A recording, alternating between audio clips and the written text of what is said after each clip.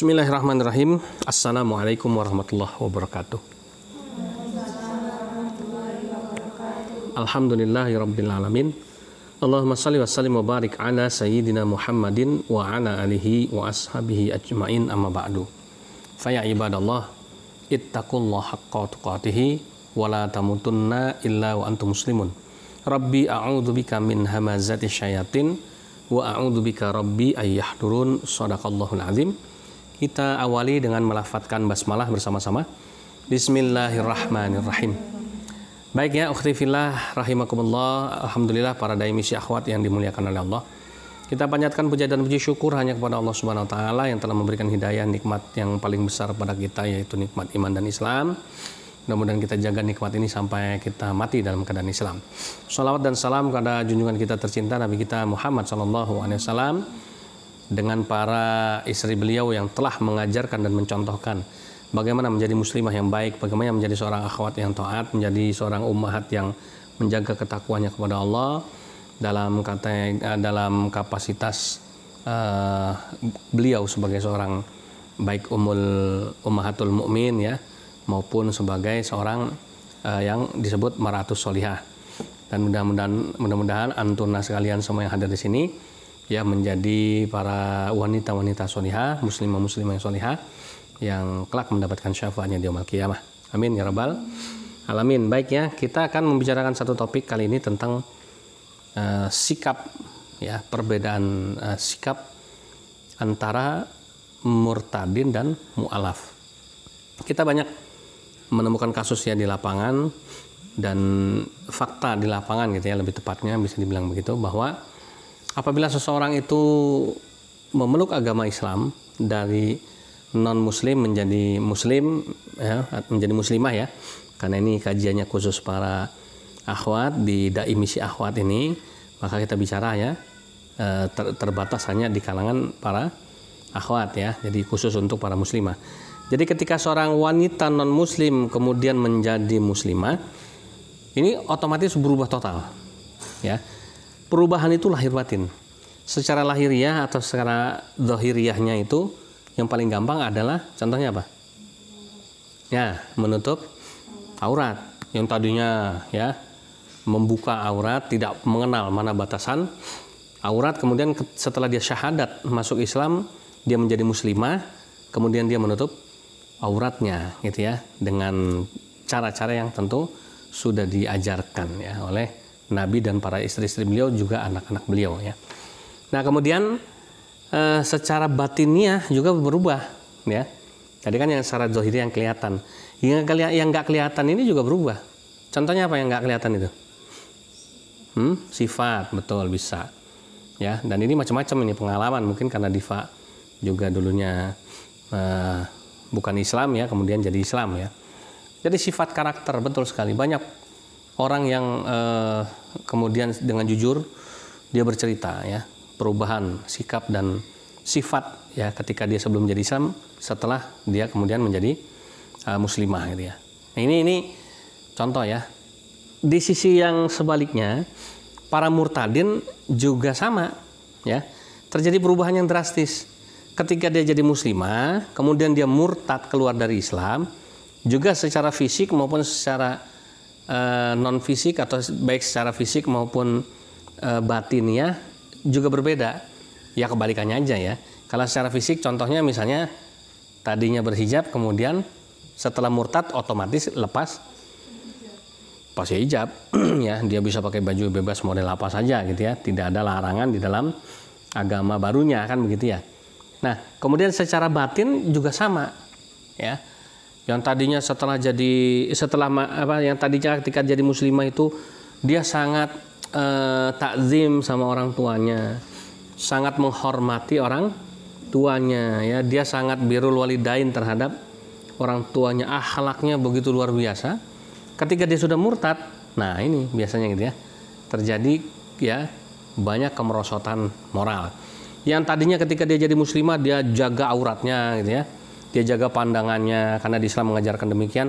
Dia tidak pacaran ya kan, kemudian dia tidak boleh menjalin komunikasi dengan yang bukan mahram gitu ya, apalagi sampai jalan berdua ya, sampai berhubungan, menjalin satu hubungannya khusus atau ya bahasa sekarang ya pacaran itu ya, baik secara langsung maupun LDR gitu ya.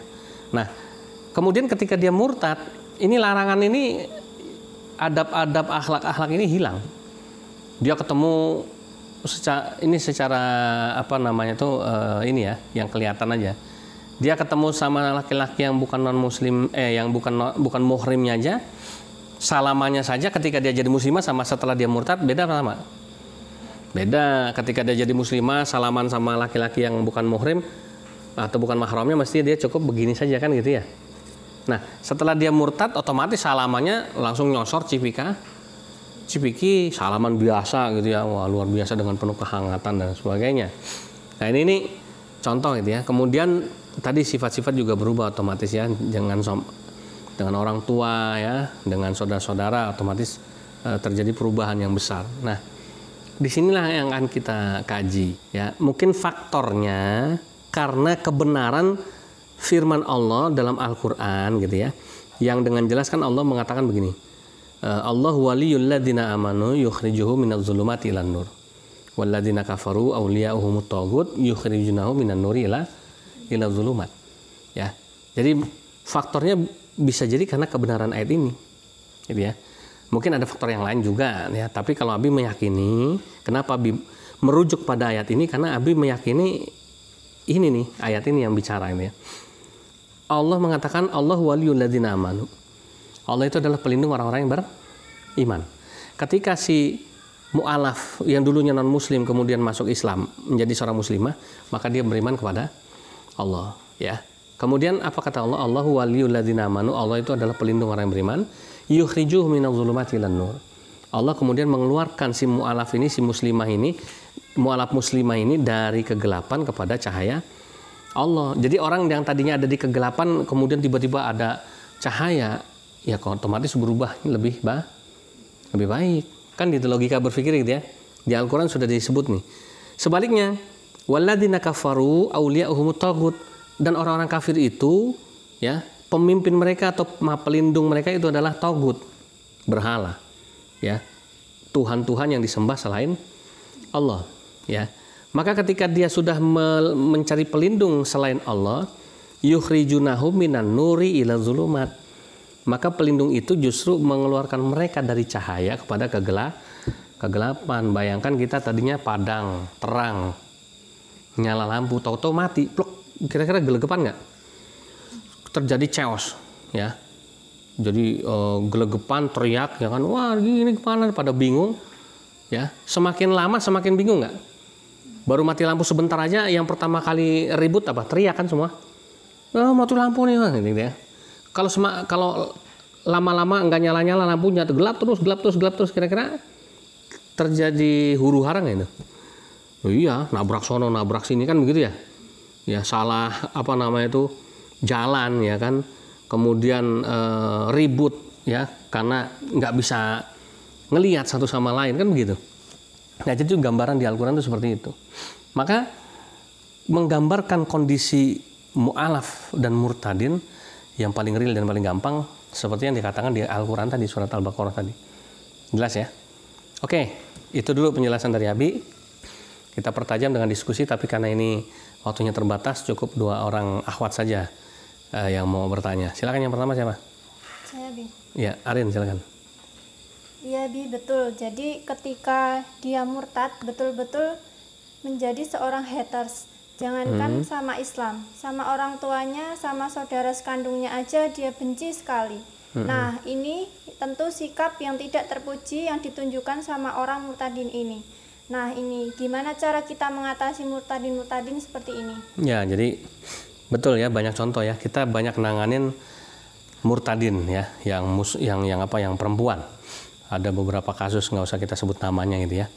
Ada yang karena pacaran sama pemuda Kristen gitu ya, kemudian dia murtad ya. Ada yang karena dapat mimpi kemudian dia murtad. Tapi rata-rata apapun alasan dia murtad, rata-rata sama ya, sikapnya kepada orang tua itu mesti berubah drastis, berani ngelawan ya, kemudian menentang, bahkan mencoba mempengaruhi orang tua dan saudara kandungnya untuk ikut murtad dengan dia, ya, apalagi kepada Islam, otomatis dia sangat orang tuanya yang ibunya melahirkan dia, bapaknya yang mengurus dia dari kecil, saudara kandungnya hidup dari lahir sampai dia besarnya dia benci, apalagi sama Islam, apalagi sama Allah, apalagi sama Nabi Muhammad, apalagi sama Al-Quran, kan begitu, ya, otomatis dia benci, menjadi seorang haters betul, kalau bahasa gaulnya dia. Nah ini memang tadi ya gambarannya, orang yang hidup dalam terang kemudian tiba-tiba lampu dimatiin dalam waktu yang lama, ya otomatis semakin gelap. Kita sering beberapa kali kita nangani pasien di isolasi di Al-Hadid 2 ya, otomatis apa yang muncul? Ngamuk-ngamukan gitu ya, marah-marah ya, dia merasa ini kenapa nih ya, kok tempatnya gelap ya, dia merasa nggak menerima, ya, itu yang ditimbulin ya. Nah ini gambaran orang yang murtad itu karena dia berada di kegelapan tadi, sehingga kemudian dia menjadi seorang yang punya sifat pembenci. Nah bagaimana cara menangani orang seperti ini? Solusi yang ditawarkan oleh LSK gitu ya, ketika menangani murtadin ini tidak bisa instan seperti kita bikin mie goreng atau mie rebus gitu ya, tapi ini harus melalui proses yang panjang. Maka kita menangani murtadin dengan kasus seperti ini itu salah satu caranya adalah dengan membenturkan ya pemikiran mereka dengan satu pemikiran yang baru ya mengenai Islam yang belum pernah mereka dapat sebelumnya, gitu ya. Ini yang kita lakukan, dan cara yang kita lakukan selama ini adalah dengan cara mubahalah. Tapi mubahalah yang sudah kita modifikasi sesuai dengan kebutuhan zaman now, kan gitu ya. Bukan mubahalah kemudian saya bersumpah demi Allah ya, kalau saya benar maka kamu siap untuk mati dilaknat sama Allah. Kalau saya salah maka saya dan keluarga saya, turunan saya siap dilaknat sama Allah. Itu kalau mubahalah yang pernah terjadi zaman Rasulullah ya dengan para orang-orang kafir. Bukan seperti itu, tapi bagaimana kita membuktikan kebenaran Islam dengan cara membenturkan pemikiran-pemikiran gelap mereka ini. Jadi kasarnya itu kita langsung dari gelap kita langsung sorot pakai lampu tembak gitu, das gitu. Kan kaget mereka kan ya. Ternyata Islam itu begini ya. Nah, bahkan mereka akan kita kenalkan dengan Islam yang selama ini mungkin tidak mereka kenal.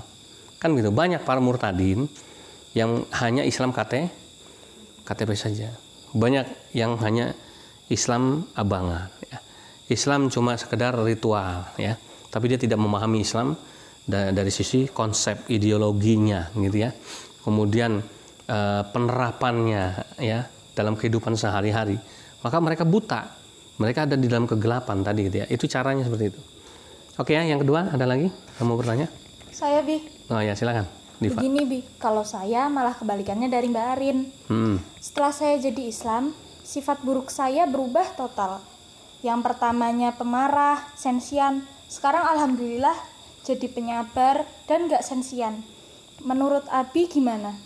Oh ya, sensian tuh maksudnya apa? Sensitif gitu ya? Sensitif, iya. Oh, sensi gitu ya? Tersinggung gitu. Gampang, mudah tersinggung, oke ya. Ini kan pengalaman pribadi, karena Diva juga pernah merasakan gitu ya, menjadi non-muslim dulu ya, kemudian dapat hidayah masuk Islam jadi mu'alaf. Jadi ya alhamdulillah ya, kita bersyukur tadi orang yang tadinya terbiasa hidup dalam kegelapan kemudian mendapatkan hidayah, itu seperti berubah total.